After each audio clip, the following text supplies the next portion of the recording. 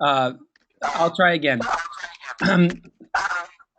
As I see it, there are three main ways that you can use Nosy with your existing clients.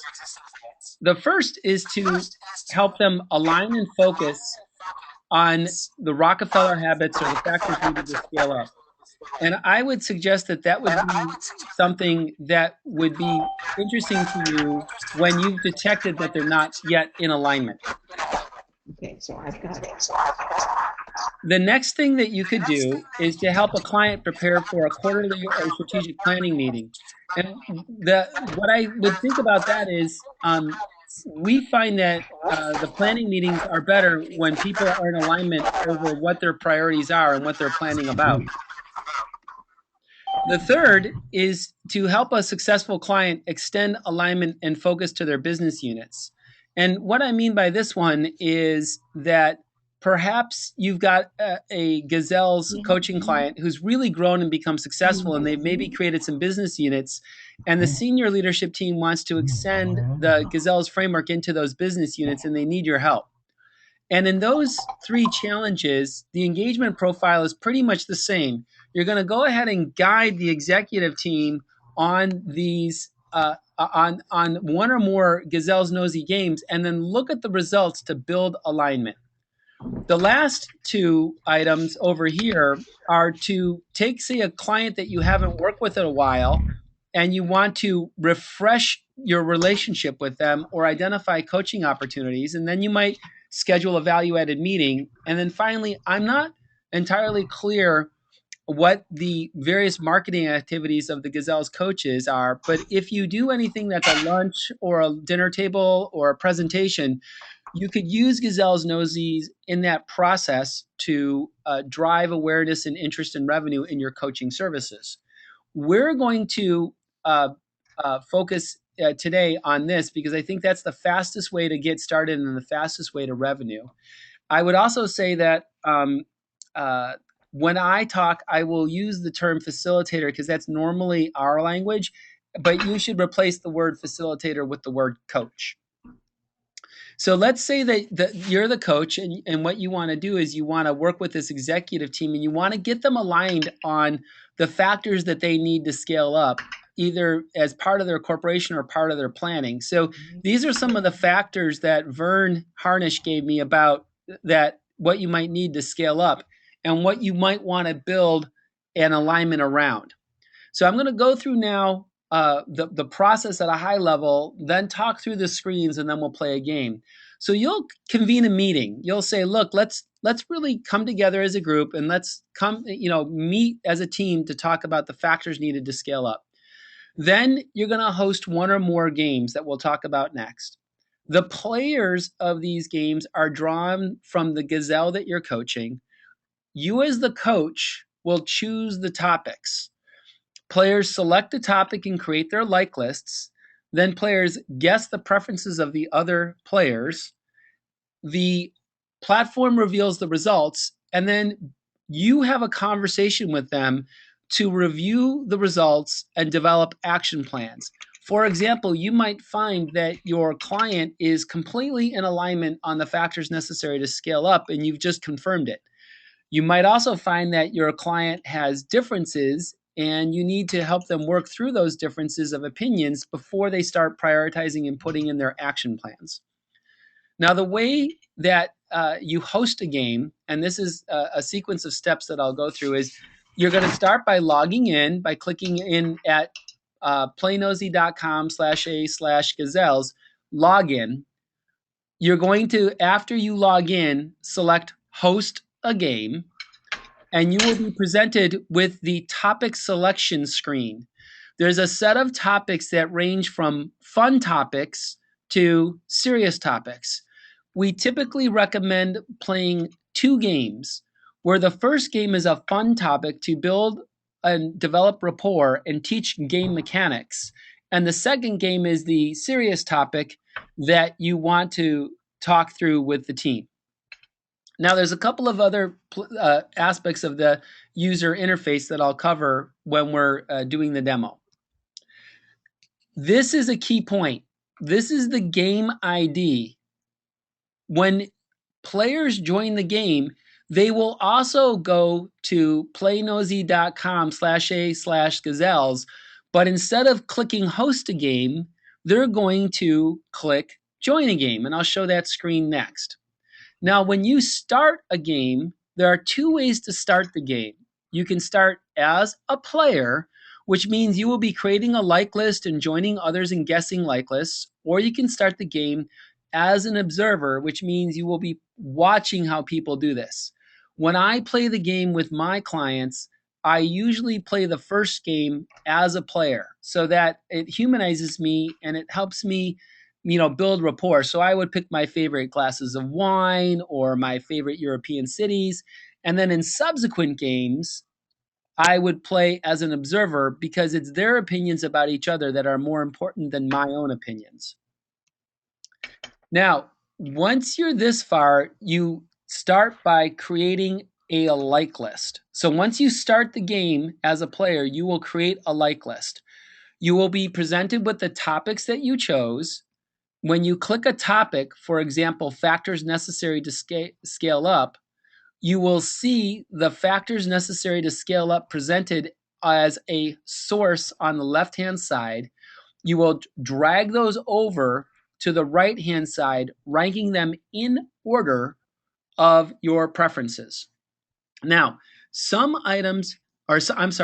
topics have more than 10 items. If they have more than 10 items, you will see the page indicator at the bottom say one of two or one of even three. This is the coach's home page. This is where you have controls over the game and you can see the players as they join. The game board looks like a table and you can move players around the game board if you're in the room to have them represent themselves in the order in which they're seated at the table. Now, in the lobby, that's your control for how players come into the game. When you start the game, you will typically leave the checkbox auto place players into the game turned on. That means when players join the game, they're immediately put into the game. However, once you have all of the players that you want in the game, you can select prevent players from joining game, and that means future players are no longer allowed to join the game. Now, players join the game a little differently. They will go to the same URL, but instead of clicking host a game, they will click join a game. And joining a game invokes this dialog, join a game, and the player will enter their name, their email address, their game ID, and they can select an avatar. And when they're ready, they would click join game. Now, once a player joins the game, they're going to see a slightly different home screen. Note that this home screen only shows the players and it does not have the same controls as the facilitator home screen. When we play today in our first game, this is the home screen that you will see. Now, in that home screen, players will create their like list and then create a guest list for each of the other players. The game itself will try and help you out. So Nosy will give reminders of what to do next, and a green circle next to a player means that you need to create a guest list. The star is the active player. So when I took this screenshot when I was the host. I had a different browser open, and you can see I logged in as a player as Keith, and you can see that the star is above Keith's head.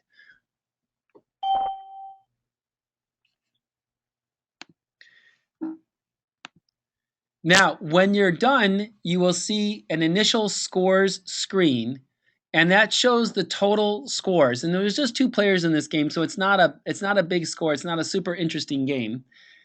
And then you can see the detailed results.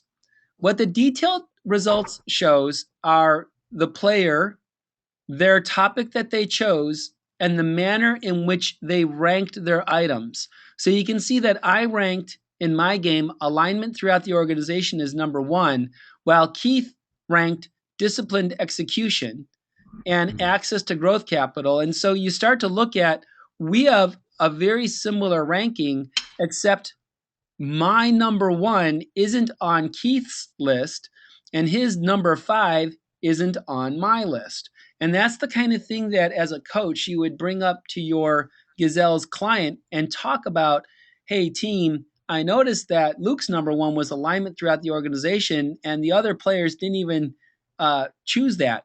Let's talk about that. Let's figure out how important it is to have alignment through the organization.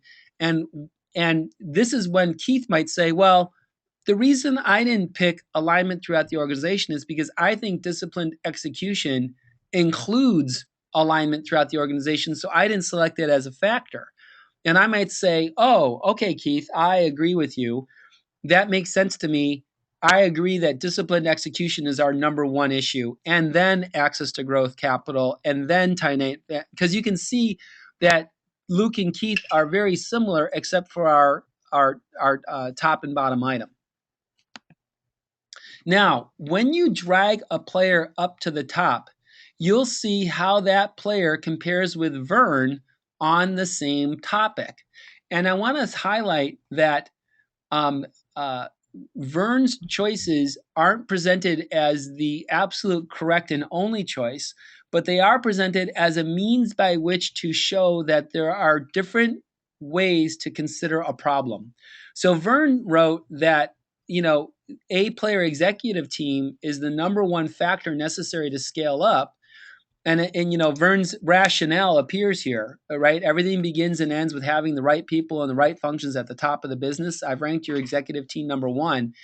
And if you were to ask me, well, Luke, why didn't you put an A-player executive team as one of your top 5? I'd say because I already think I have an A-player executive team. So I think I've covered that factor necessary to scale up. But I think we need to work on disciplined execution. And so we can start to compare and contrast how a given Gazelles company perceives themselves versus how they might be perceived by, or how Vern might represent themselves. Now, when you drag a player to the top in terms of the left, what you see down here, and I'm going to circle it, is you're going to see how that score was generated. Specifically, you're seeing the perspective button, which says how well the VIP, and this space right up top here is what we call the very interesting player, how well the VIP knows everyone else. And the question that you might have is, how did Luke score relative to this player? To get at that answer, I click the plus sign here. And clicking the plus sign magnifies and compares 2 players and shows you the scoring algorithm. So when I click on that plus sign, what I see is the third guess for, Luke's guess of Keith's list. And you start to see the scoring algorithm. Now, the scoring algorithm has 2 components. There's a distance component, which means if you have a direct match, you get 10 points. If you're 1 off, you get 6 points. So you can see that my guess of Keith for access to growth capital was only 1 off, so I got 6 points. Now, when I look at tight financial controls, it's a dead match, which gives me 10 points plus a bonus. And the bonus is the matching position. If you match the first position, you get 10 extra points because you're matching the most important item. Now, what you want to know is that there's no way in Nosy to get an absolute pure 0 score. The only way you can get 0 points is to be completely wrong in your estimate of the very first or most important item. And we've found that this matches the intuitive idea that if you get the top item completely wrong, you shouldn't get any points. But if you get the other items close, you should get some points. Now, I'm going to talk about let's play a game. So before I do that, do I have any questions from you on what I've covered thus far?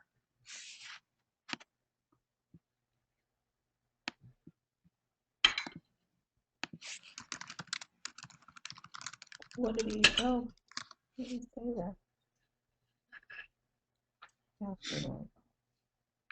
I mean, what did he say where we were supposed to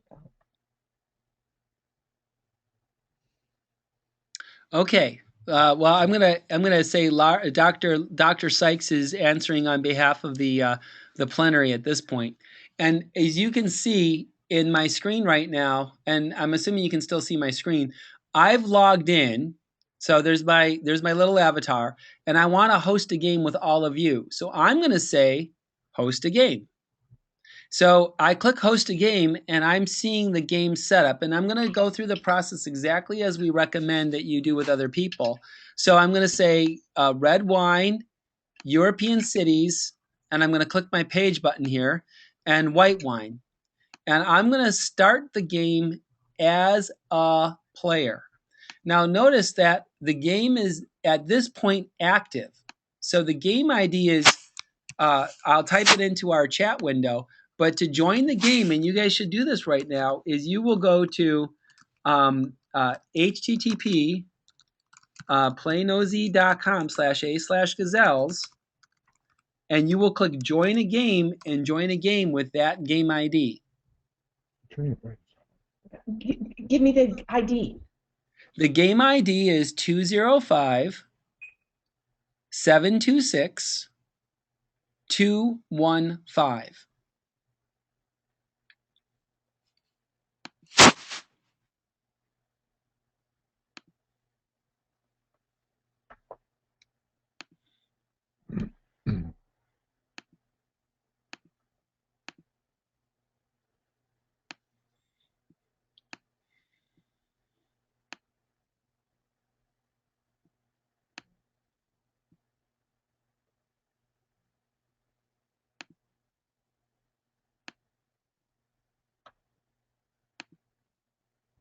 And I can see that Betsy Allen and Dr. Sykes are in the game, and they're in the process of creating their list.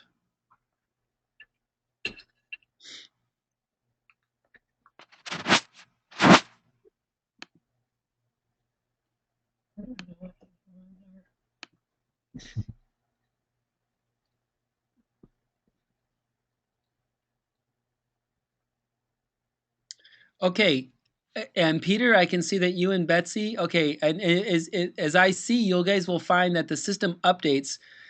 Peter's thinking about European cities. Betsy chose red wine, and so did Dr. Sykes. And now, Dr. Sykes, you will have to guess Betsy's list, and Betsy, you will of course guess Dr. Sykes in my list, and Peter's when he joins in. We're waiting for Jeff. We're waiting for John and Nancy to join this game. There's Jeff.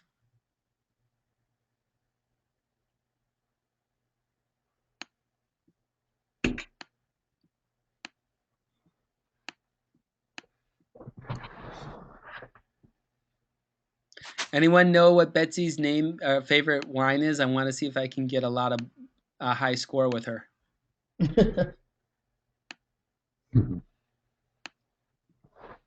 I'm in California, so I'm going to put Merlot last because everyone thinks Merlot is just not so good, but it's a fine wine.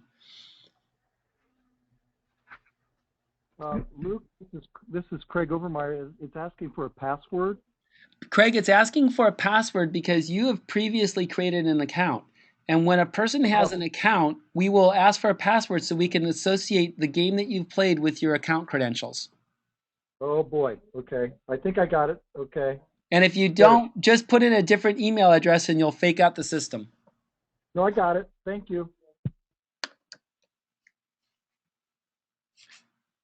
Okay, anyone know what Peter likes in terms of cities? He's gonna say Barcelona because he's gonna try and make Vern happy.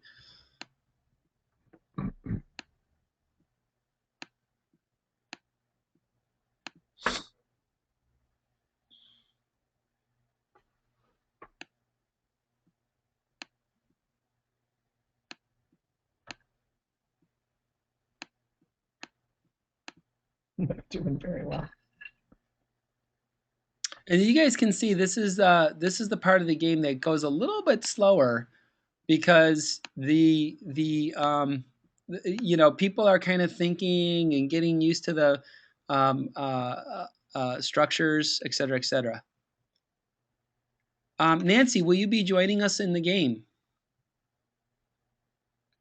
I'm sorry, for some reason I'm not getting into the game, so I apologize. Okay, can you tell me what you see in your screen?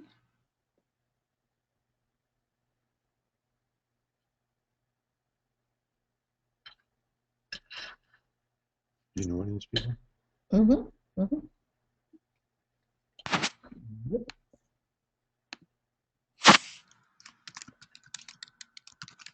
I'm in the players lobby. I can see what's happening. I'm just not in it myself.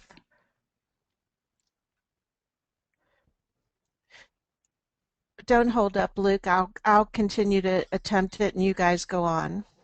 Okay, I'm curious that you're in the lobby of the player. Did you log in, or did you click join a game or host a game? That's a good question.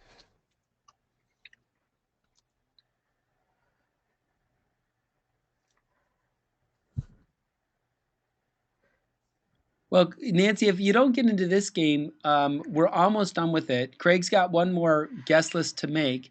When he makes that guest list, the game will automatically go into the results. So we'll get you into the next game. Thank you.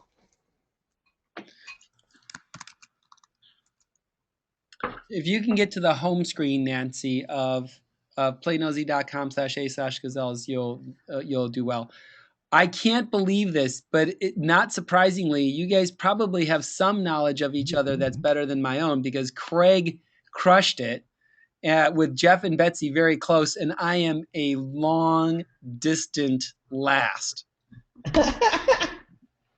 So my next on my detailed results, Craig, I'm going to drag you up to the top, and we'll see how you guessed. And you guessed Betsy's list the best, Craig. And if you guys want to look at my screen, it might be easier to see how I interpret this. But I can see that Craig knew Betsy the best because he guessed that her top wine was Syrah, and he guessed me not as well, because my top wine is Cabernet. Now, if I want to see what Craig thought of me, right, and what I thought of Craig, I can kind of click the plus sign and I can see that detail that Craig thought I was going to say Petite Syrah, and Craig, you goose egged on that. But he got the second preference match dead on of Pinot, and he got the third guess of Cabernet, so he got 2 away for 3 points. And then the other two, the fourth guess was very close, or I'm sorry, dead on, Barolo. And then the last choice was Malbec, which was 3 points away. So we can start to see the structure of how Craig guessed. Now to turn this off, I just click away. Now if we want to change the perspective, and I want to know how well the VIP is known by everyone else, we can see that Dr. Sykes knows Craig better than I know Craig. And you can start to play around and see how people got their scores. So how did Jeff do? Jeff knew me very well. He got almost a perfect score with 3 of the matches dead on. Betsy knew Jeff very well. She got the top one and the top third. And then we've got, of course, Peter, who did pretty well with me also. So what does this mean? Just where you ranked. Okay, is everyone looking at my screen? Yes. Yes? Okay, Yep. you'll notice that I have special controls that you don't have. I can exit the game and release the players, or I can play again with the same players. And if I could play again in the same players, you'll see that I'm taken to the topic selection screen. But if you go look at your games, you'll find that your games are still the same until I start as a observer. So I'm going to give you the 4 serious topics that Vern created for this game: factors necessary to scale up, the most important executive leadership, Rockefeller habits, and top trends. And if things work as intended, you will see that you are all immediately taken to the topic selection screen. Now, I want to bring Nancy into this game. So Nancy, if you go to playnosy.com/a/gazelles, I can give you a new game ID to play. And that new game ID, Nancy, is 428 360 430.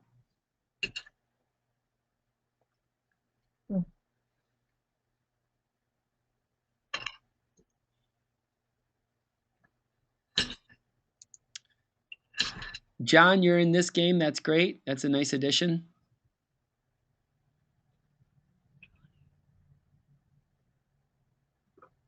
I know that Peter. I think I know him too.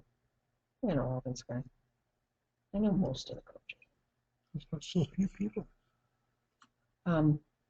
There's only 15 of us all together in the pilot, Oh, approximately. Yeah. Only it's either 14 or 15 actually. okay.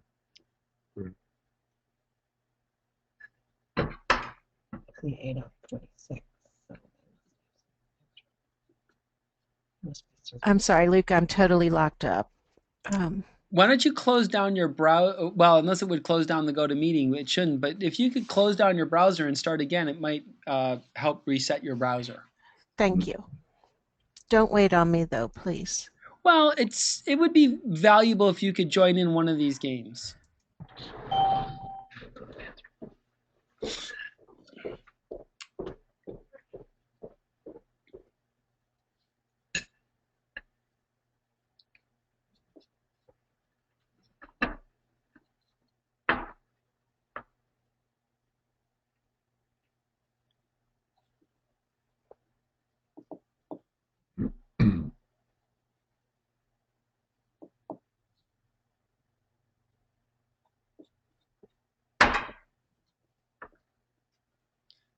John and Betsy, any questions? Nope. Have you selected your topics and ranking? Yes, I just started to do that. Selected your top. Right on. What? Have you selected your top? What do you want, soda?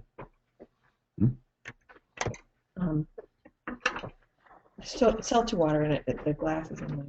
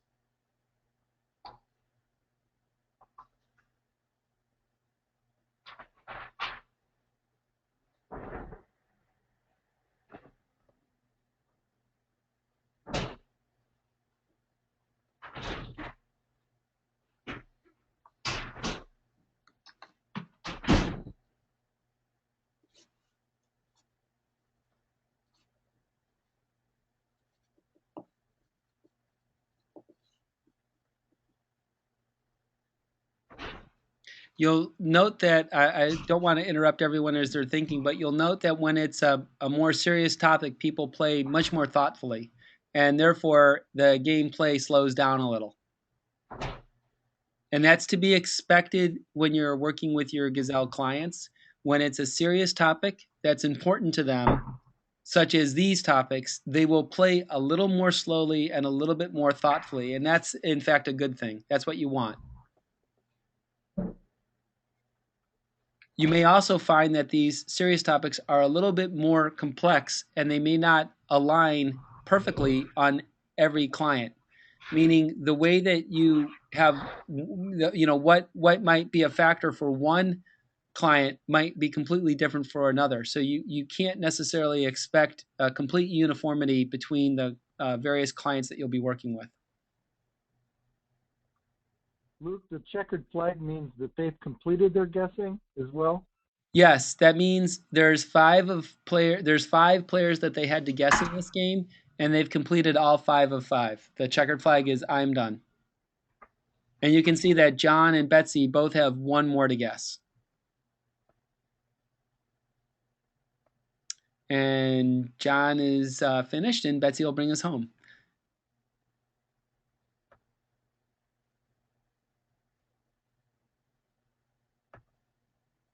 Wow, Betsy! Betsy crushes it. Now you'll notice that my name isn't in the list, right? Because I was playing the role of the observer or the facilitator. And I can see the detailed results of, when I look at, only Betsy chose the Rockefeller habits, but let's look at the most important executive leadership traits, and I see honestly a lot of commonality between John and Peter's lists, right? Peter ranked emotional intelligence as number 1, and John ranked it as number 2.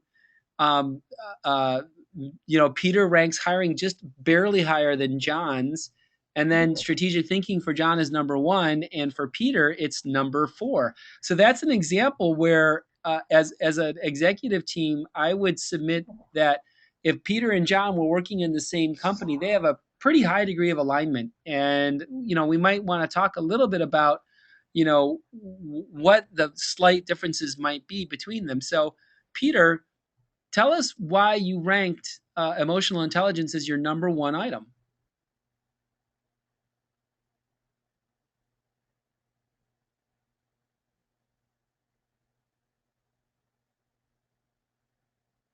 Okay, get on. I want to ask him. Raise your hand. I want to ask him. Peter, if you might have been on mute. Oh, good. Oh, you texted it. I'm sorry. Good leader must be able to connect. John, why don't you counter? Why did you choose strategic thinking of the list presented as number 1 as opposed to, say, emotional intelligence? Why were my options under executive? Well, I don't know, just because I work from that perspective so often from strategic thinking that I kind of naturally gravitate there. But working with people is part of that, so that's why emotional intelligence I put right below that. All right. Peter or John, do you think that might be because in some of your work as a coach, you're helping your clients think more strategically? Yeah, absolutely. Absolutely. Yeah, and to me, that's a very natural explanation for kind of your role and who you are. Dan Allen wrote to, why were my options different from Vern's? Could you elaborate? Why were your, So unmute. So Betsy, when you dragged your item to the top, you wrote that your number 1 was customer feedback, and Vern ranked his as healthy team. And again, it's not that Vern is universally correct or smarter or better. It's that's Vern's perspective. Now, Vern ranked customer feedback as number 2. But I didn't have healthy team as an option. That would surprise me. Let's try that again and make sure that that's true, because you should have had healthy team as an option. Oh, really? There's a second screen. Yeah. I missed that. Okay. Yeah, and I'm glad. That's why we're doing this training. So let's do one more. That you really want to. And by the way, on our software development backlog, we actually have a guard that we want to add. That if a person creates their list and doesn't click on the second screen, it would say, "Hey, there are items on the second screen. Are you sure you didn't want to check out those items too?" Just because we do see that people sometimes don't click on that second screen when they're choosing their items. Yeah, that would be me. And that's okay. That's an opportunity for us to make a system that's more usable. Now, I would point out that 74 is the magic number. Betsy knew John perfectly. She ranked his top 5 in the order in which he ranked it. Just put rock on. Rock on. That's impressive. Well, now let's see how well John knew Betsy and see if the favor was returned. Oh, John. So Betsy knows John better than John knows Betsy. I think I need a new career, tarot reader. Well, it depend you or just move to Wall Street with those skills, and you'll make more money than a tarot reader. Okay, now as a coach, you may want to have everyone in your executive team pick the same item to really force through an issue. So what you can do is you can click play again with same players, which is what I'm doing right now. And I'm going to pick one topic and ask everyone to play one more time. And that will experience what it's like to have just one topic. And then everyone can focus. And remember, there's a second page. Now keep in mind, every time you see the item list presented, the system presents the items in random order. So different people will sometimes say, hey, I've got different items. And they don't have different items. They have a different presentation order of the items.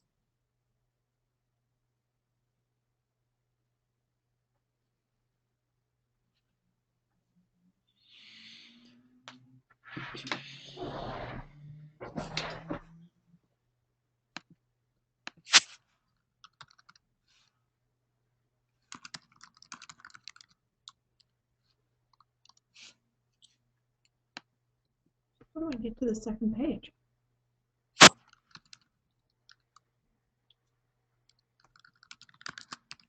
What was that? How do I get to the second page? So I'm At the guessing bottom, Jeff. at the bottom of your guest list, you should see a page button. One of two. No? I'm trying to guess Jeff's. Oh, when you're guessing when you're guessing someone's list, you will only see the 5 they selected.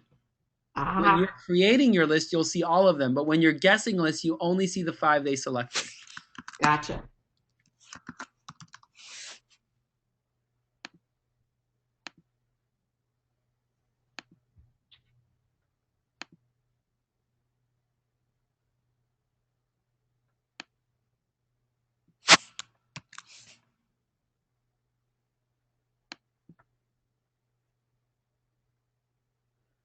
So we're going to run this just like this.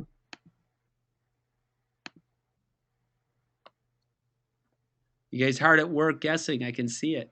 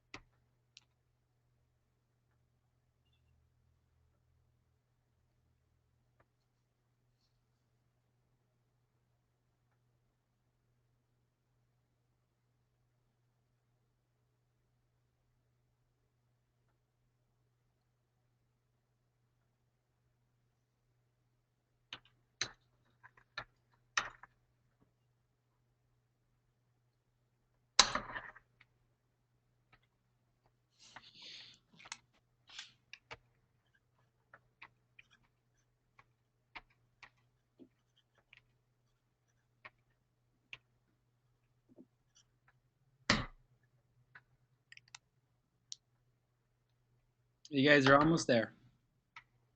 Nancy, we're still missing you.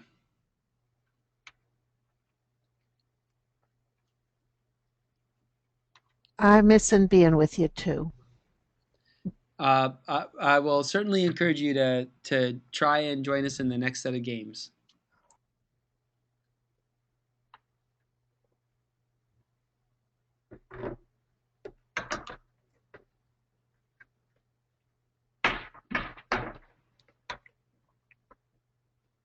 Now, while we're waiting for Dr. Sykes to finish, for the other coaches, Peter, Betsy, Jeff, Craig, and John, take a look at my screen for a second.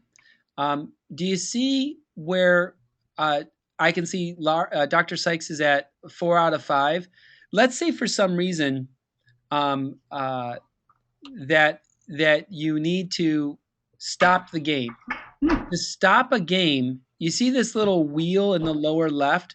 I click on that wheel, and it says stop game. Now, I'm not going to do that so Dr. Sykes can finish up, but if you need to stop a game, a player drops or they're having some kind of a problem, you can stop a game in that manner. Let's see where that is.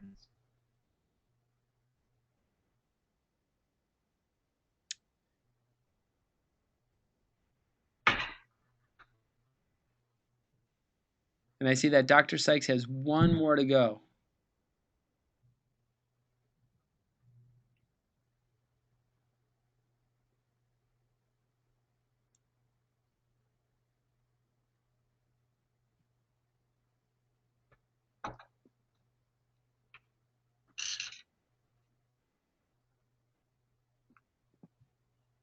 Oh, there it stops.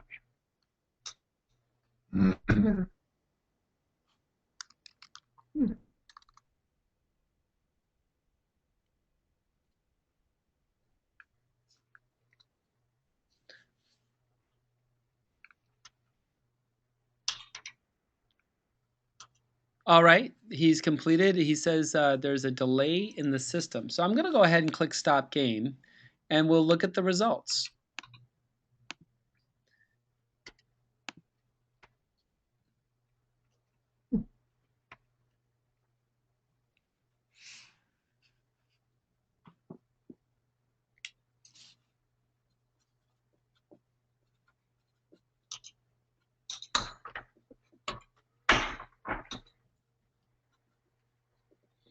All right, so John did a little better this time, although I was expecting some fairly high scores in this crowd. I see a lot of healthy team, customer feedback, alignment to number one thing, and you can kind of just gaze the pattern. Now, John, let's see what you got. John has some pretty high scores here with getting a lot of number ones. And a lot of number twos. So, and of course, John either cheated and looked at Vern's list, or he was just really smart because you can see that you know, John and Vern have a very close arrangement. The one thing that John put down was a clearly articulated strategy, and Vern put values and purpose alive. And I think that's kind of an interesting thing. I might be, as a CEO of a small company, I might be a little bit more inclined to go with John than with Vern on this one, just because I think it's really important for my team to know the strategy so that every day they come into work, they know kind of what they're working towards and why they're working towards that goal. So this is Nosy. Now at this point, if I say exit game and release players, I invite you to look at my screen. You guys are going to be taken to a different spot than me, but I'm going to go ahead and say exit game and release players. In there.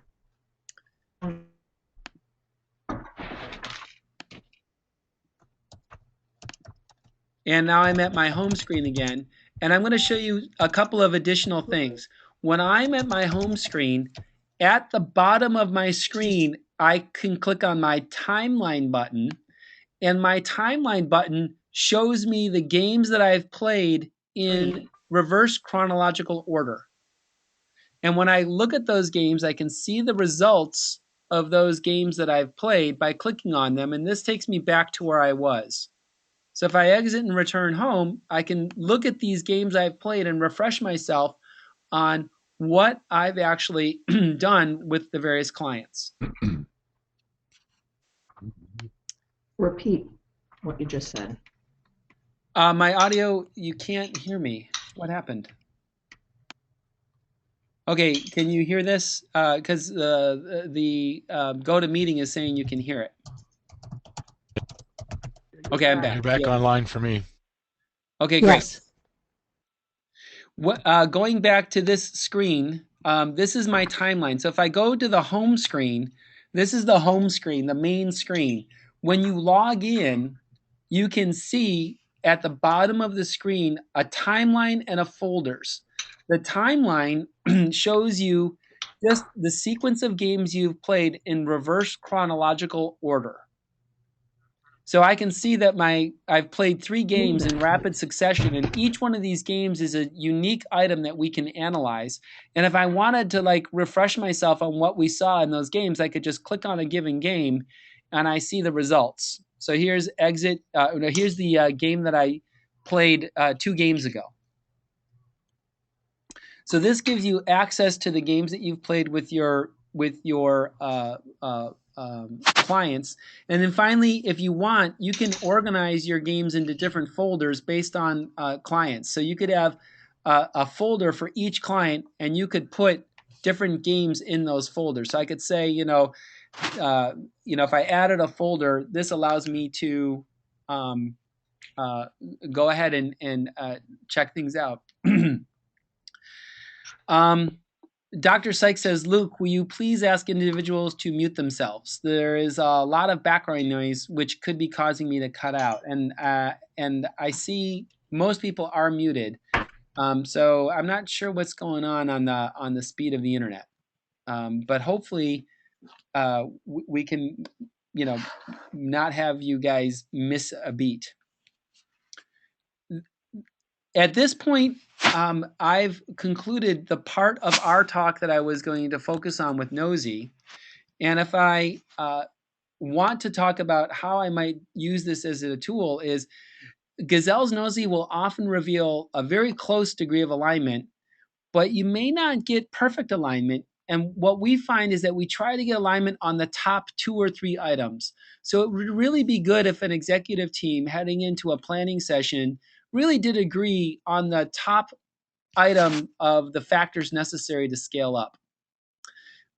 Now, there's a couple of questions that I've heard other people ask me, and I thought I'd share my answers here. One is, how many topics should I select? I usually pick between 2 and 5 topics, centering really around 3 or 4. That gives your players a little bit of choice, but keeps them focused on similar ideas. I demonstrated what if you want all the players to select the same topic, and then you just select that one topic. And if one of the players had to leave the game or you lost an internet connection, you can stop the game and review the results of the players who participated. And that's clicking on that gear to stop the game.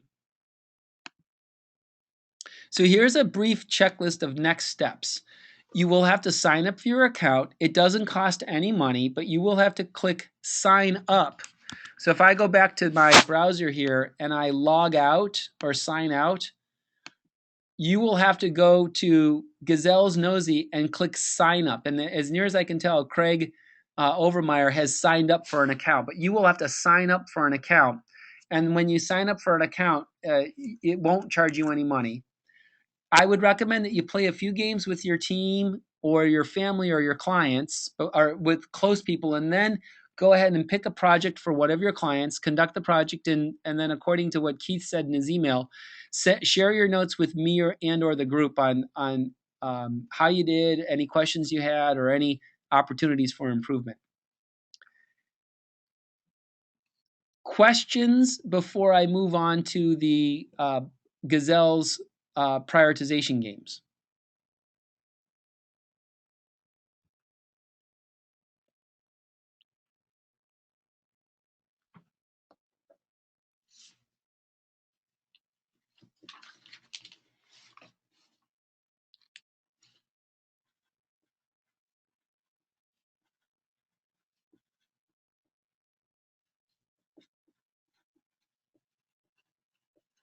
Okay, I'm going to switch then, and I'm going to close this presentation.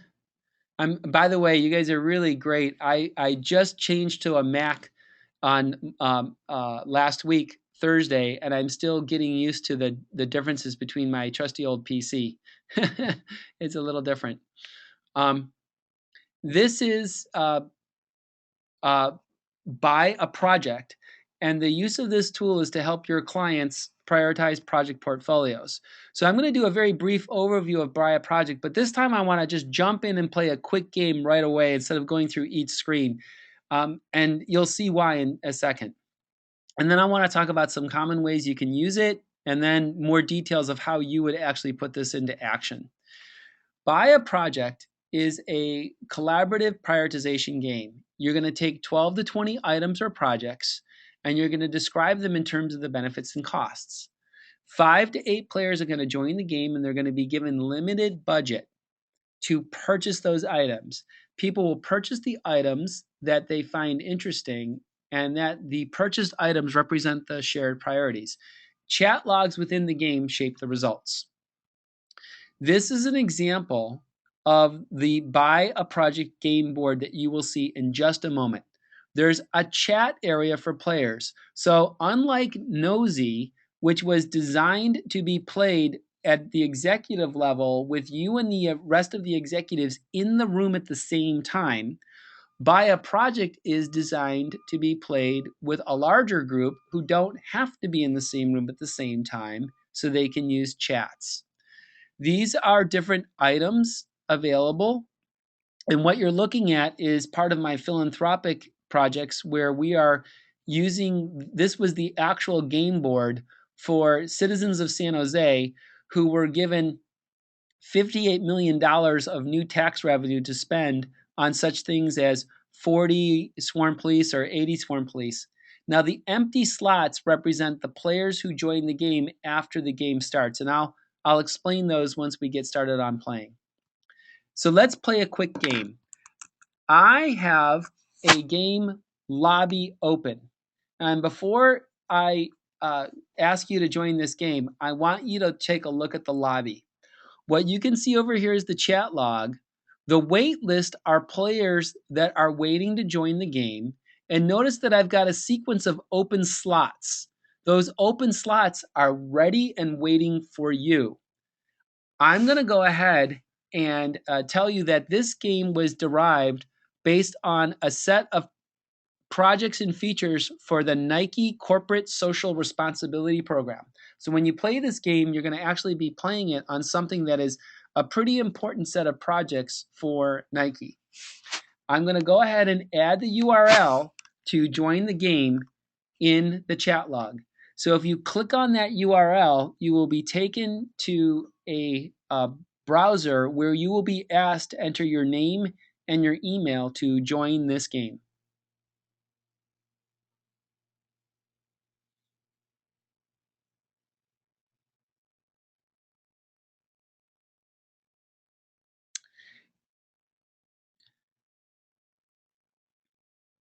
Now, after you join the game, I want you to move from your screen to my screen, because as you see the names joining the game, oh, Nancy, you're here. That's wonderful.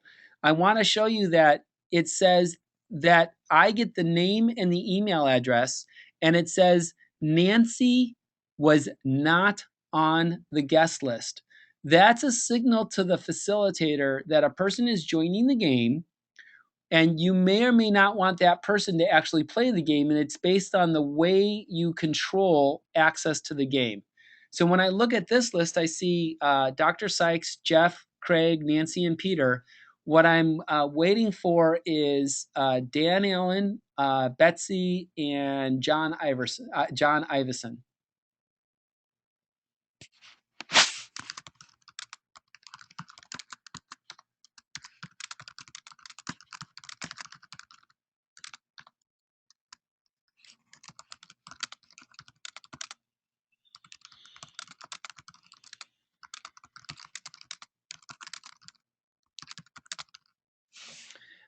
Dan, you will click on the URL in the chat log, and hopefully that will open up a browser window to join the game.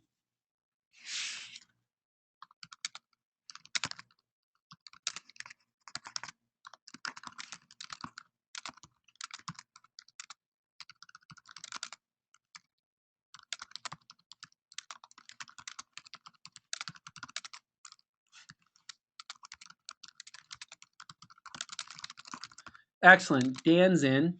We're waiting for 2 more players. We're waiting for John and for oh, John's in. So now I'm waiting for 1 more player. Betsy, are you going to be joining this game?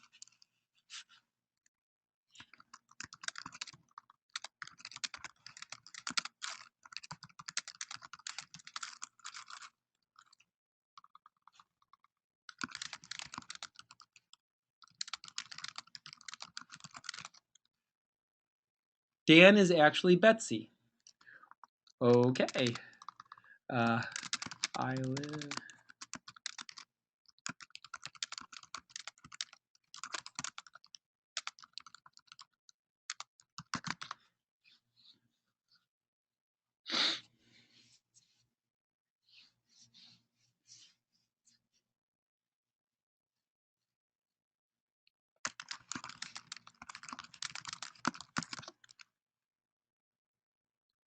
Okay, everyone, take a look at my screen.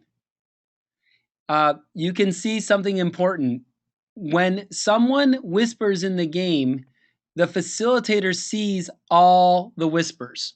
So, Lars, could you whisper something to some other player so that people can see that I see the whisper and that you don't? Or that, I'm sorry, that I see the whisper and the other players don't? So Lars just said hello to Peter through a whisper. Now, that's a really important social structure because many times players will want help, and so they'll whisper to the facilitator, or players will need advice or they'll want to negotiate. So I'm going to go ahead and now I'm going to start the game. And what I'm going to show you when I start the game is that you can get more information about the items that are displayed and that you're going to play by putting your mouse over each item. So if you put your mouse over an item, you can learn more information about it.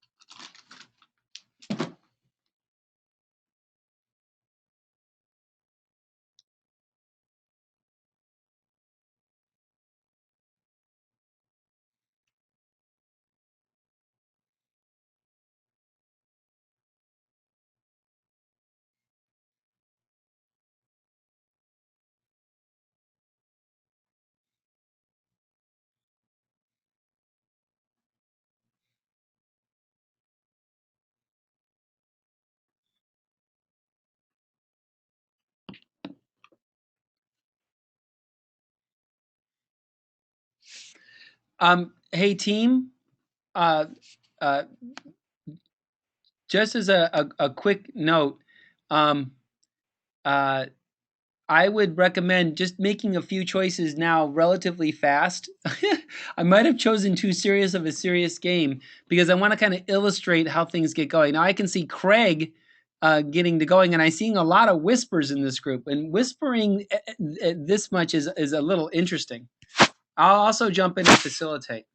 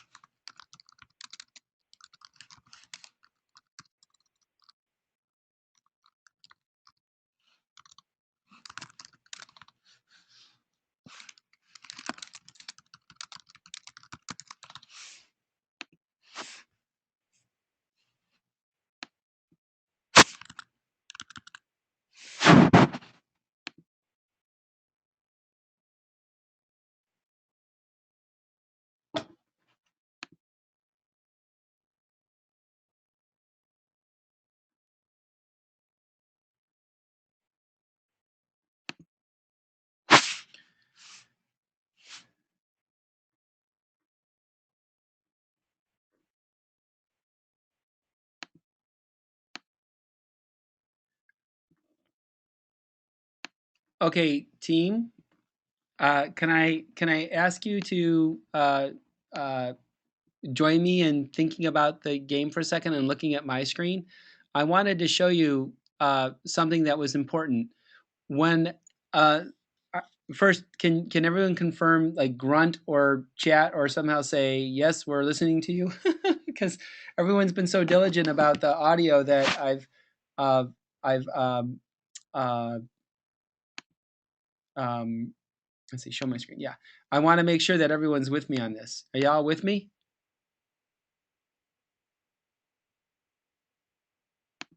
Hello?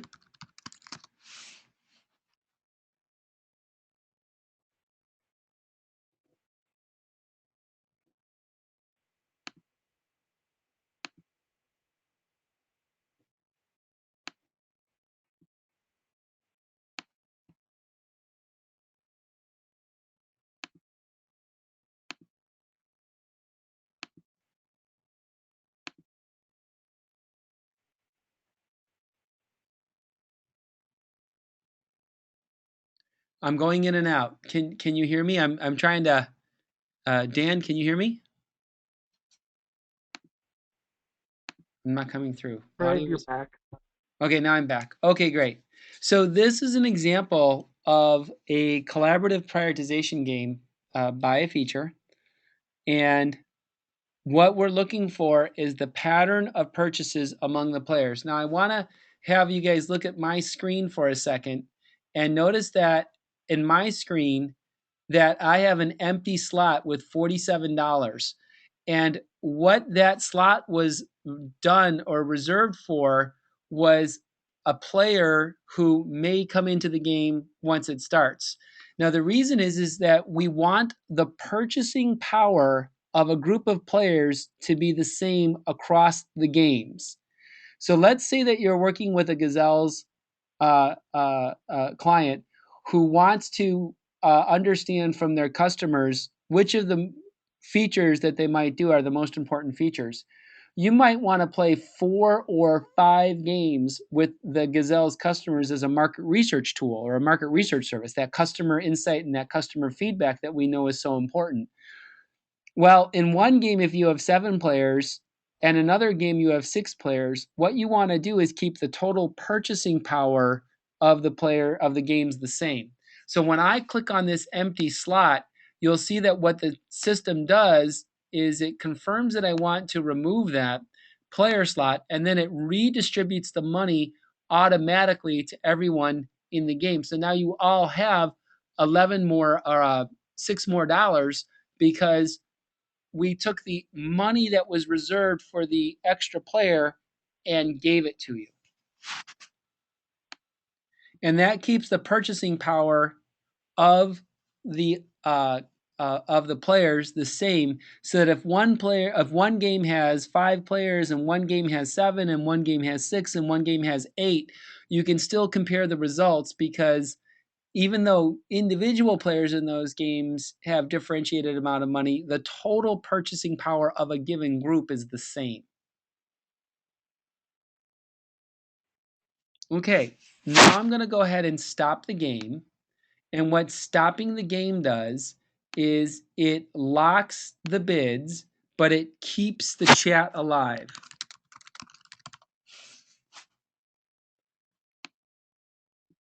Okay, before I move back into the PowerPoint, do I have any initial questions on what you experienced or the game itself?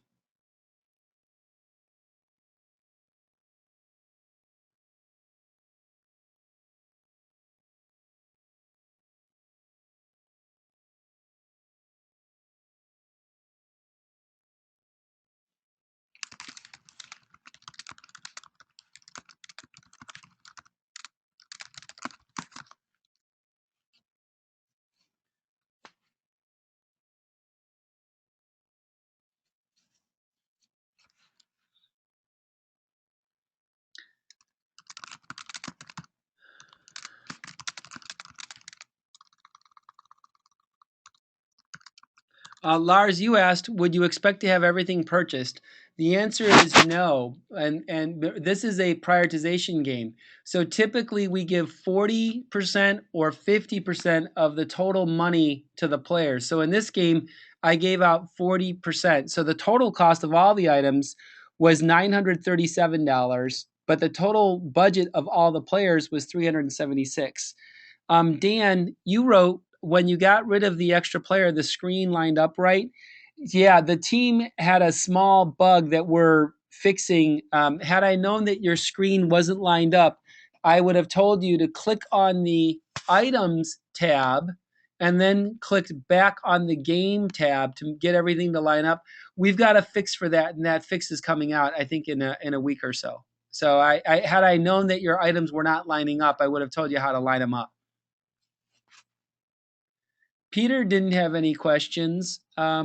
E.T. Yeah, A. Sweet.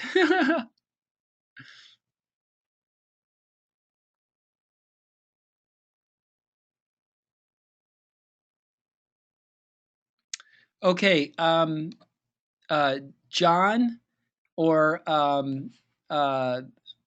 Craig, do you have any questions that you want to ask before I switch back to the PowerPoint?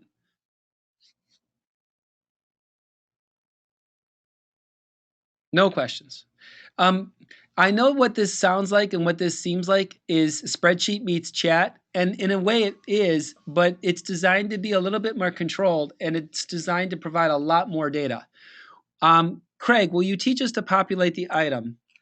Yes, yay! This is what I want you to know. So now, now that you've seen the game, I want to talk about how you set it up.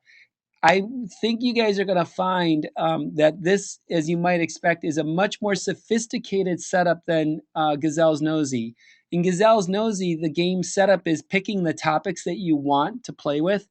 In Buy a Feature or Buy a Project, it's a lot more sophisticated. I'm going to go back to the PowerPoint and talk about that. So I'm going to let you guys know I'm switching to PowerPoint.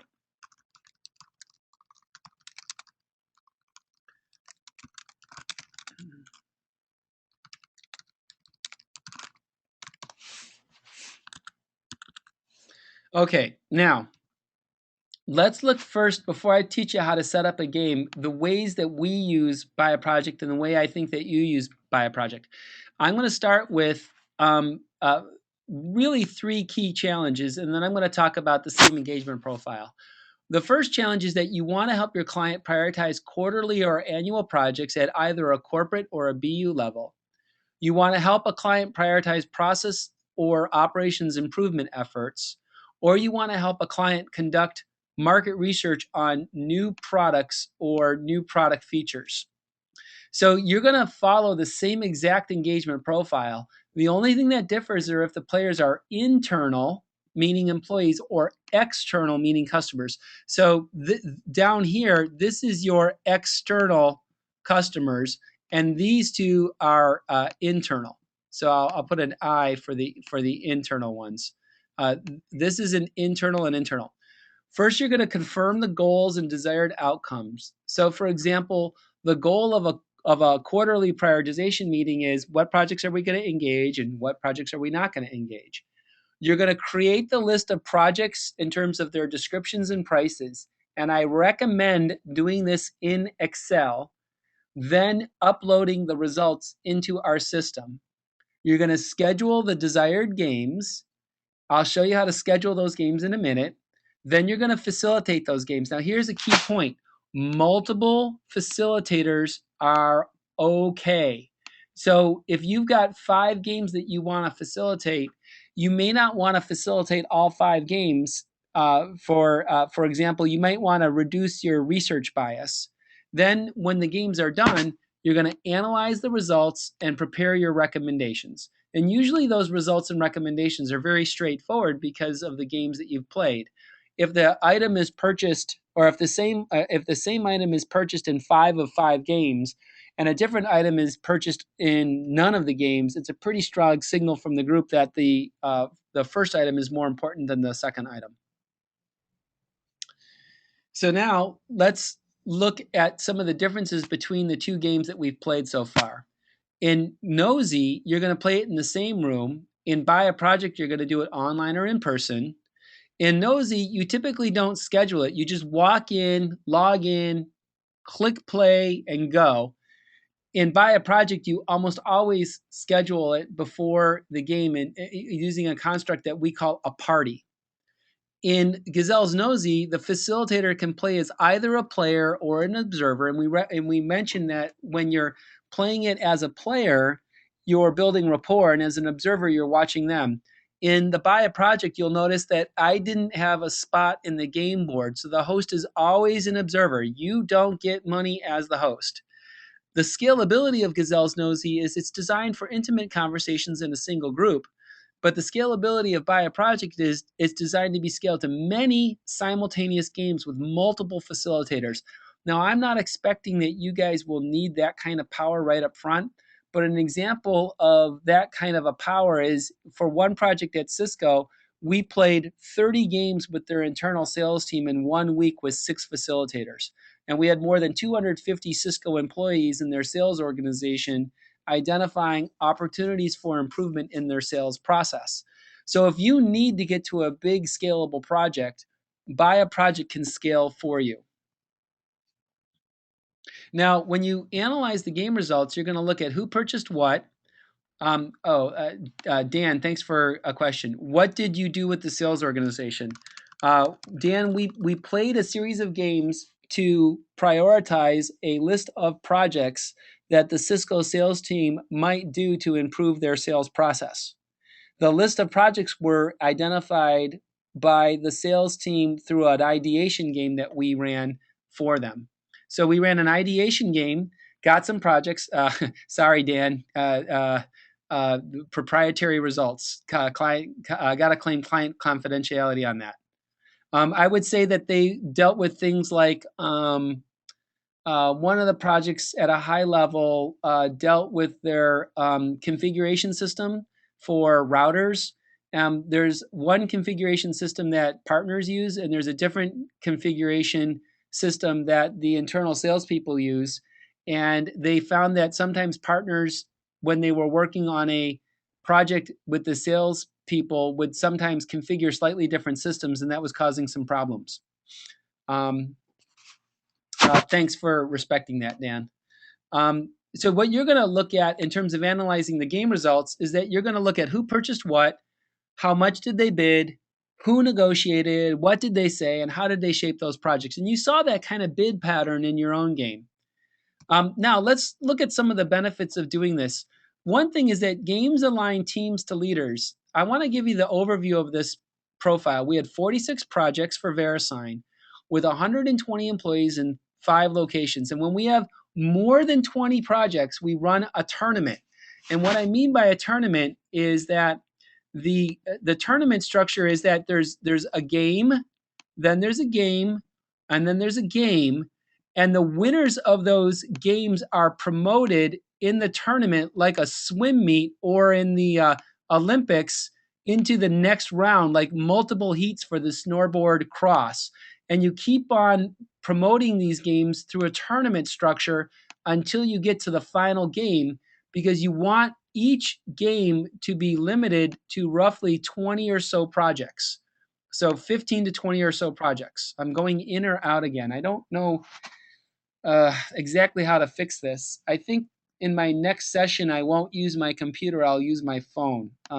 Sorry about it, everyone. I'm really sorry about that. I thought using my microphone and speakers on my new Mac would be really easy. Now, we ran 3 tournaments, and this was the pattern of results. Now, as you can see, if you're a coach, it's pretty easy to look at this set of priorities and say, these are the important projects. But when you go to the executive team and say, what did you think the important projects were? And the executive team lists the project way out here as being important, you've obviously got a problem in the organization that you've got to work on. So what we did was we said to the executive team, do you think that you need to do this project? The executive team said yes. So we said you need to educate your employees on why that project is important. And then you need to say, here's what's going on. And by the way, let me try something different. I'm going to try switch. Welcome to GoToMeeting. There are other call on the call.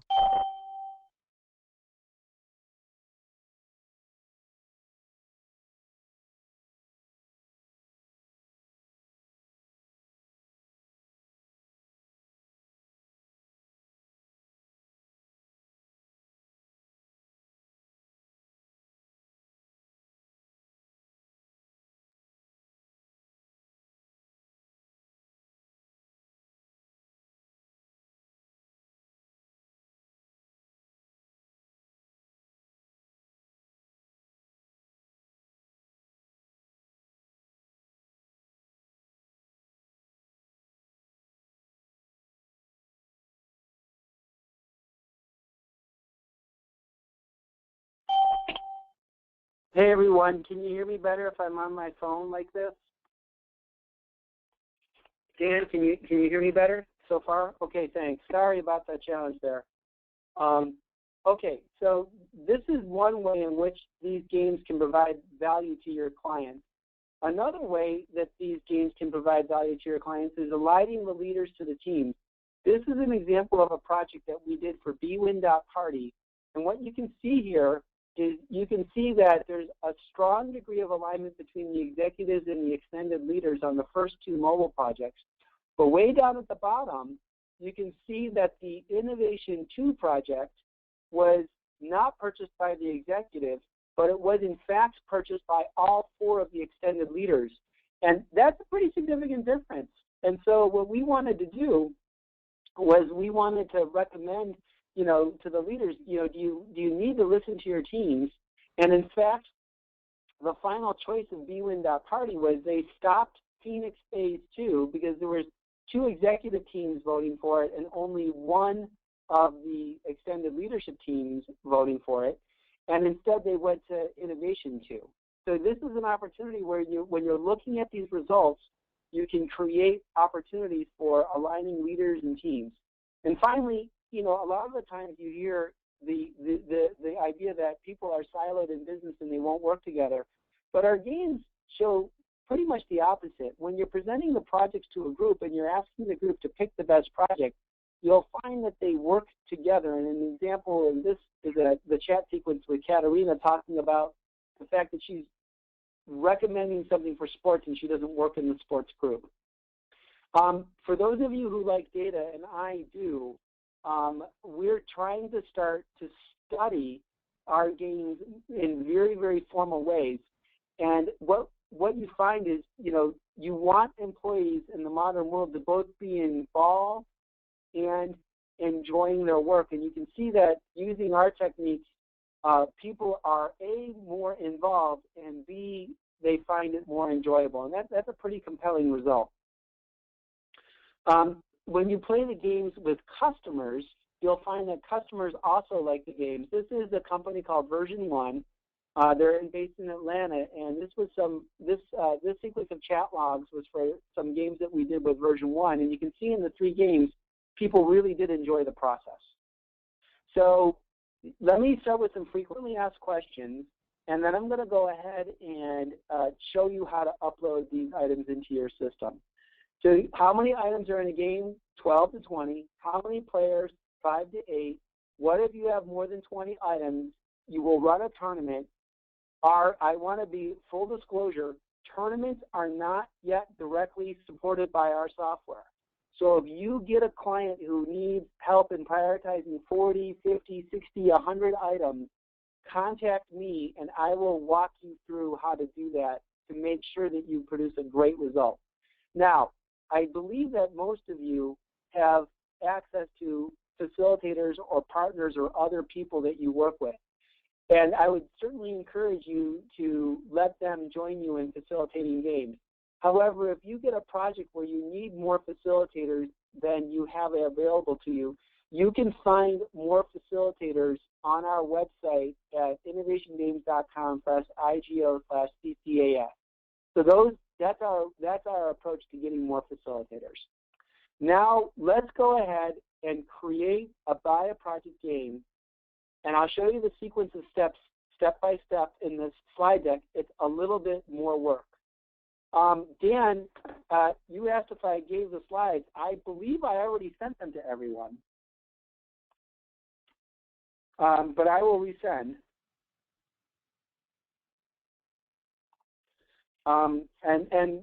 Trust me, I will try and share with you as much content as I can. I try to follow the admonition of Guy Kawasaki, who says, eat like a bird and poop like an elephant. Okay, so there's some key system concepts that you need to know. And then from there, we'll go ahead and talk about how this gets done. The project organizer is what you see when you log in. It allows you to organize your games into projects. Now, there's two top-level folders. There's a public games folder, and there is a private games folder.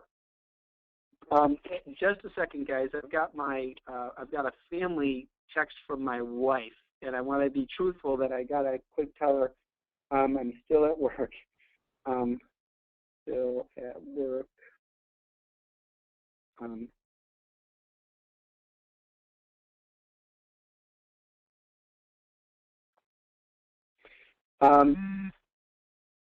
So I'm going to show you what this looks like on my screen now. When I go back to my buy a feature game, I stop this game and I go back and I can click on my games. And you can see that I've got my project organizer in front of you, where I've got public games, private games, and my games. So this is where you will organize the games. Now, I've got Nike CSR features. That's the game definition. And down here, you can see that there's two game results. One was for a demo that I gave to some partners at Boston Consulting Group, and another one is was the game that we just played today on February 18th. So now this folder contains two games. Coffee Co. is a buy a feature game. And you can see that buy a feature or buy a project games are listed with a little $sign. Now, a game definition is the list of projects, their descriptions, and the prices of those projects. When you play the game, you get a game result. And so when I look at this result here, you can see that I've got the game definition of Nike CSR features, and I've got two game results. Now I can click on those game results, and I can do things like look at the distribution of purchases across the results. So improved packaging was purchased in 2 out of 2 games. Positive chemistries was purchased in 2 out of 2 games. And energy and CO2 footprint was purchased in 2 out of 2 games.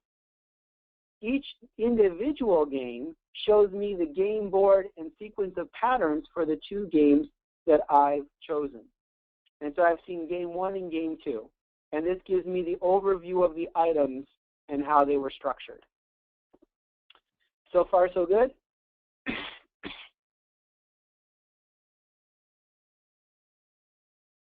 Now, these are all of the different things that you can do in the project organizer.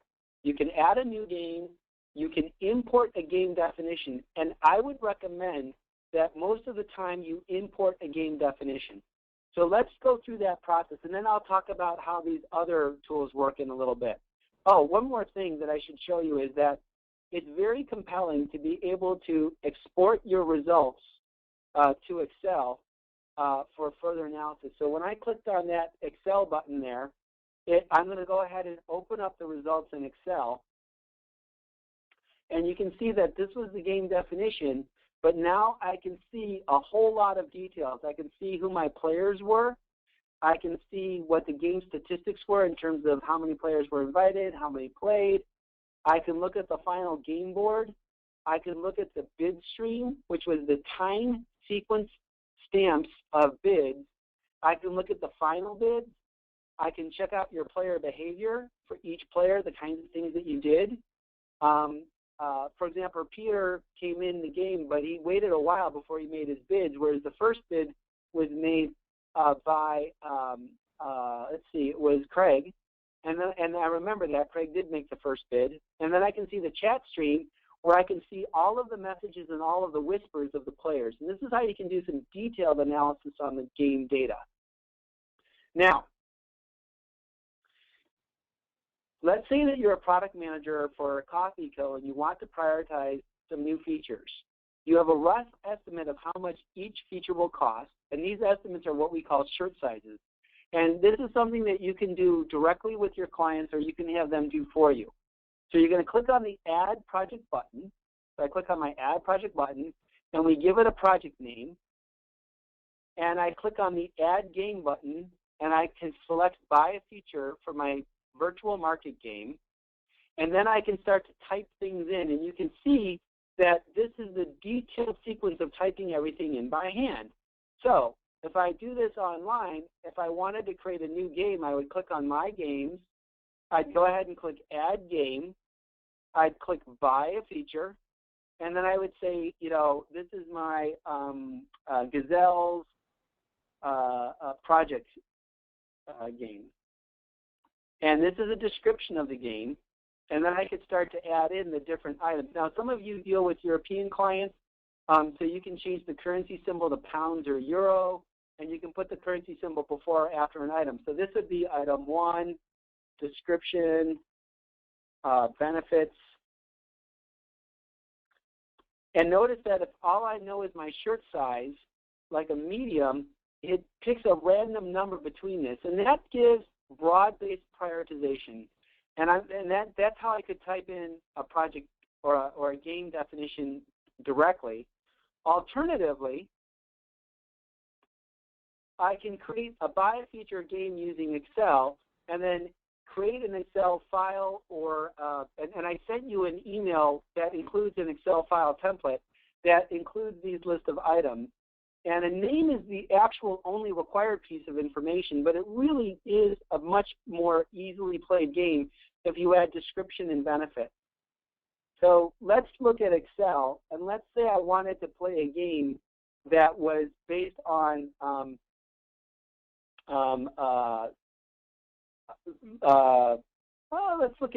let's say I wanted to look at my my game definition for the recent games I played for the city of San Jose, where we were prioritizing the we were prioritizing projects for the city. This is what that game definition looked like, and this was an actual game that we played with. Oh, sorry, this is the tracking. Let me go ahead and show you what that game definition looks like, because I think it's pretty compelling to see the range of games that you can do.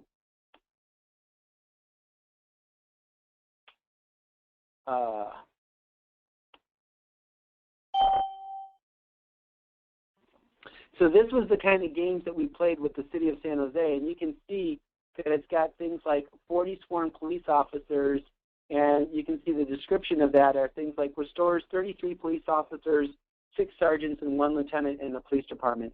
That's a pretty serious game as serious games go. And what you can do is you can create that Excel spreadsheet, and then simply click on the import button, choose the file, and then import the game, and you'll navigate, and that game will be imported, and you can play it. Now here's the part where you want to play the game with your players. We call this a party, and we think of it as a party with a host, which is you, the facilitator, or the Gazelles coach, and the players, who are your guests. So you're going to click Party, and if I were to do that in my own game right now, I would click my Nike CSR features, and I would click Party. And what I see is a 4-part process. It says, tell us when you want to schedule your party and who will be facilitating your game. So this would be my party name, and it might be something like, you know, Exec Team 1, if I had 2 executive teams. And notice that there's a part here that says, who will facilitate this game, me or someone else?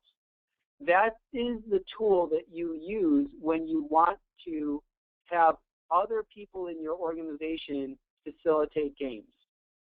The second thing that you're going to do is you're going to tell me who's on your guest list. Now, if I were to invite you directly into a game, I might say this would be Craig, and it might be Craig Overmeyer, at hotmail.com. I might say Dan, Dan Allen at hotmail.com. And what the system does is when you enter in the name and email addresses directly, the system will automatically send an email out to the players telling them that that game has been scheduled at a particular date and time. And these percent signs are replaced by the system with the relevant information. Now, the other thing that the system allows you to do is it specifies the player budget. And that by default, you will distribute 40%, but you can distribute 0 to 95% of the budget to all of the players.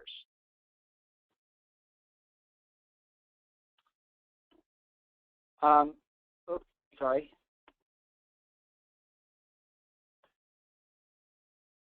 And I've talked about this in the PowerPoint. And this is the example of this letter. And then these are the description of those email tags that you can change or fix or override as you will be sending those things out.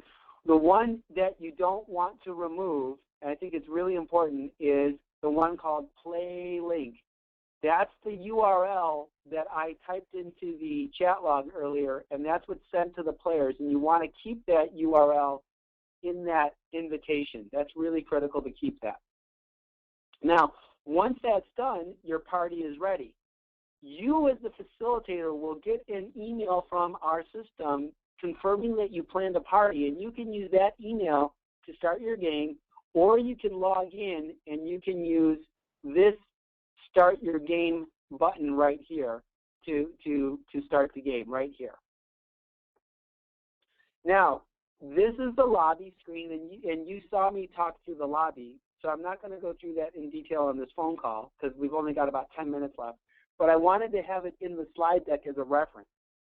And then this is the playing of the game, and again, you had a chance to experience that, and I'm not going to talk about it in great detail because you did experience it. And finally, you analyze the results. I almost always download and analyze my results in Excel. I feel pretty comfortable in Excel, and I like to manipulate things my own way.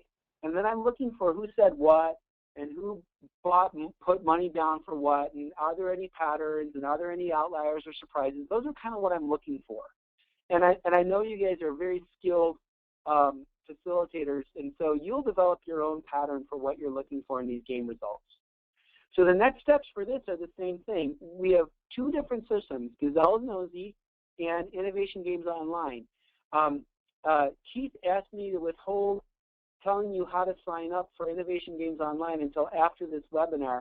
Now that you've been in the webinar, I will send you a coupon code to sign up for Gazelles, the Gazelles coupon code for this project for free. So please use the coupon code so you're not charged on your credit card.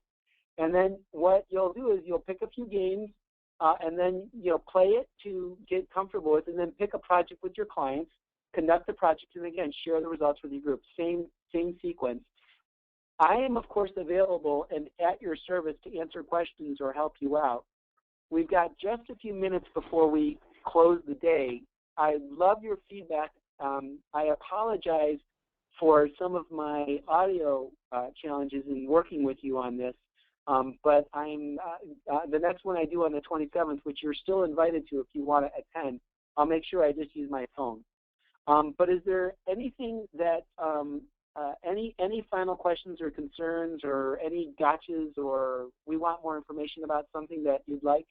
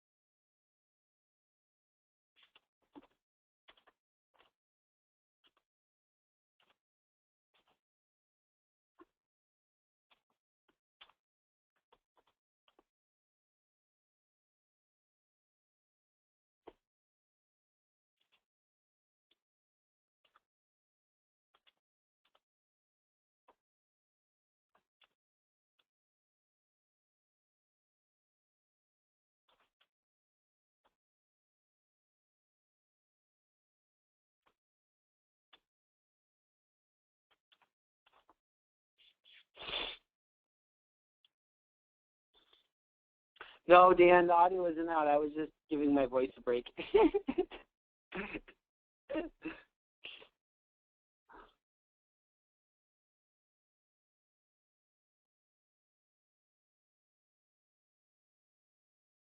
I want to let you guys know I am hopeful that this will be something that sticks for the Gazelles coaches.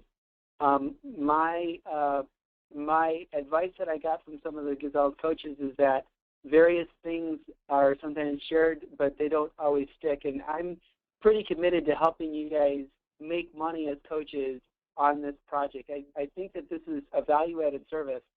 And we do have some clients in or some consultants in our network who do similar kinds of things to what you do, and they do derive beneficial income from this relationship.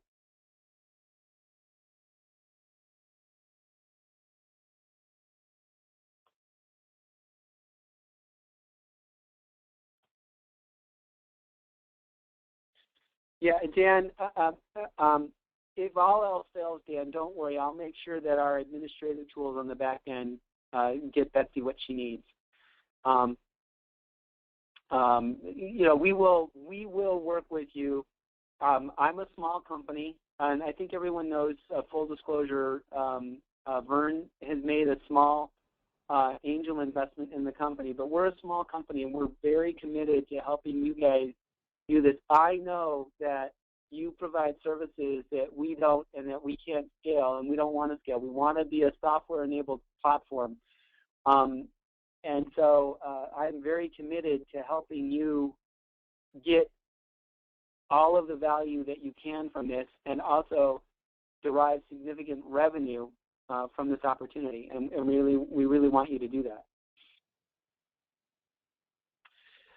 Jeff, can you share how a game might be priced to our client? Absolutely. I will send a small deck on how to do that. I didn't send that deck yet, but we find that there's 3 pricing models that our clients find comfortable.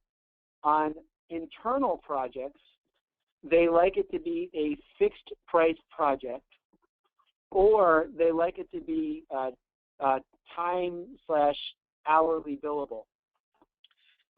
I'm comfortable enough with my own system that for internal projects, I can kind of spitball a price that I'm comfortable with based on a fixed project. And then on the time and hourly rate, you know, usually you can make an estimate.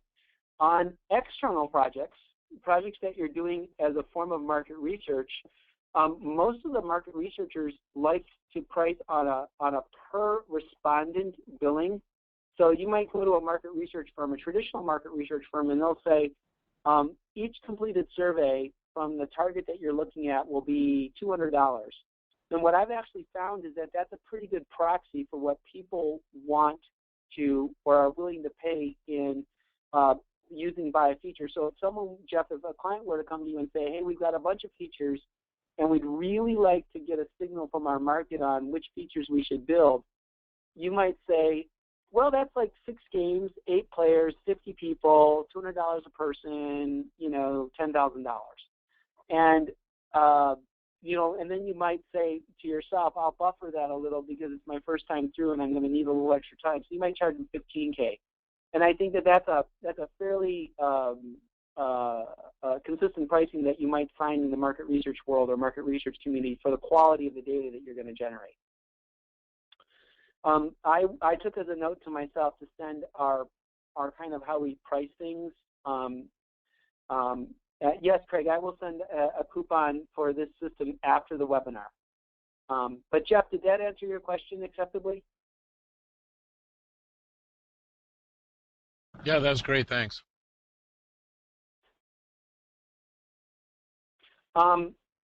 What you guys might ask yourselves, which I didn't put a slide on and maybe I should, is let's say that you offer services to a client and that client wants to get access to the system on their own. I don't know exactly how the money flows are going to work, but we'll find a way to get the client access to our system. I mean, eventually I need people to buy licenses to my software so I can pay my devs. So I would expect that over time you know, if people are deriving value somewhere along in that food chain, we'll make some money on it.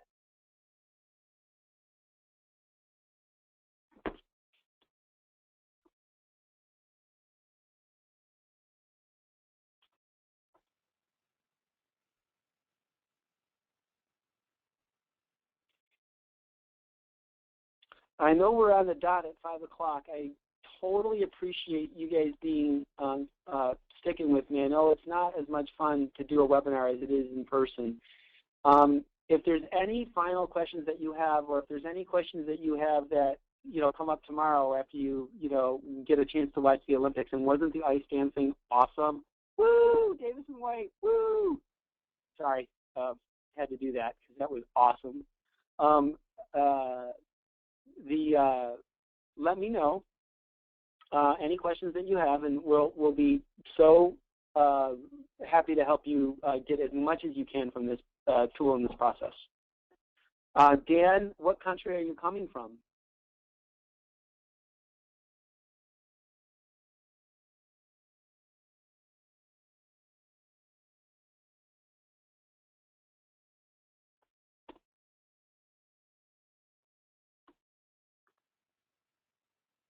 Oh, county, not country. Sorry.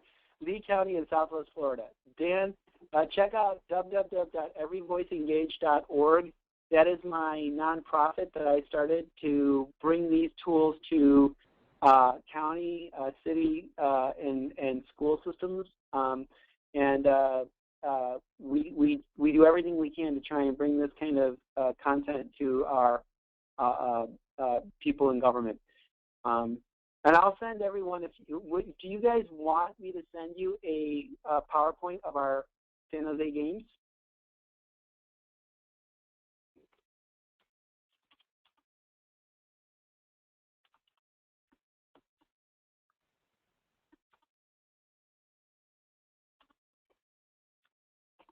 Okay, I will send out, I've got 2 action items, right? I've got one, send out pricing. Or it's more of not pricing, Jeff. Jeff was really asking more of like a project structure in terms of fees. And then number 2 is send out the San Jose budget games results.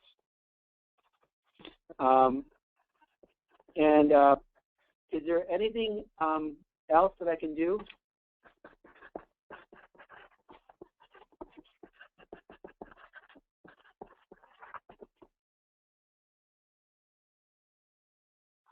Oh, sorry, I did the wrong link.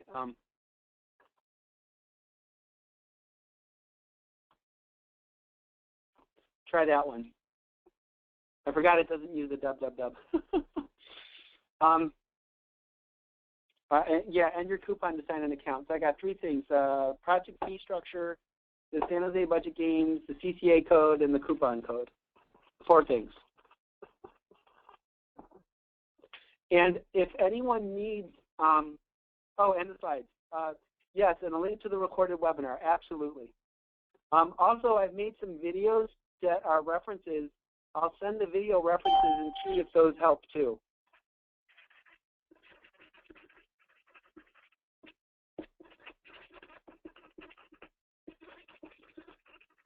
Okay, everyone. Thank you so much. I hope you have a great day. I'm going to sign off.